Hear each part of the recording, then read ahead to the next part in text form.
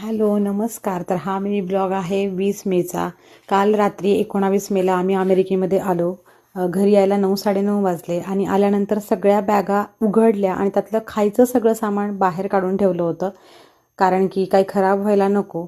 आणि लगेचच बाहेर जेवण करून आल्यानंतर आम्ही झोपून घेतलं होतं, पण काही झोप लागत नव्हती कारण की भारताचा दिवस होता आणि दियान तर अजिबात झोपला नव्हता. पहाटे 4 वाजता मम्मा चल तिकडे मला भूक लागली आणि मला टोस्ट खायचा म्हणाला. मग आम्ही इकडे आलो. मी ब्रश वगैरे केला, चहा केला आणि दोघांनी खारी टोस्ट वगैरे खाल्ले.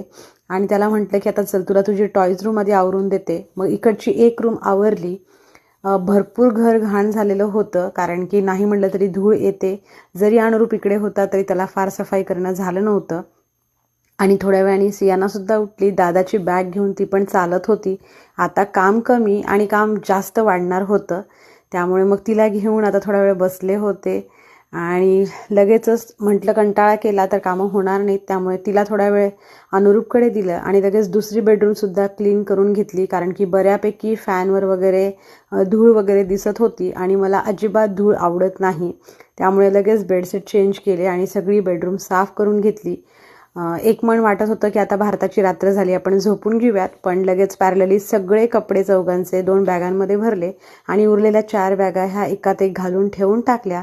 आता हॉल आणि दोन्ही बेडरूम छानपैकी मस्तपैकी क्लीन झाल्या होत्या, पण मी मात्र भरपूर दमले होते. तर मग आता मैत्रिणीला फोन केला आणि तिला आधीच सांगितलं होतं की आज नाश्त्याला तू पाठवून दे, त्यामुळे तिने इडली सांबर चटणी असं मस्तपैकी गरमागरम पाठवून दिलं. सगळं सामान जे खायचं आणलेलं आहे भारतातनं ते डायनिंग टेबलवर ठेवलं. किचनसुद्धा साफ करून घेतलं. आता सकाळचे 9:15 वाजले होते, पण आम्हाला खूप भूक लागली होती, कारण की भारतातली आमची रात्रीच्या जेवणाची वेळ झाली होती. मस्त इडली सांबर चटणी पोटभर आम्ही सगळ्यांनी खाल्ली.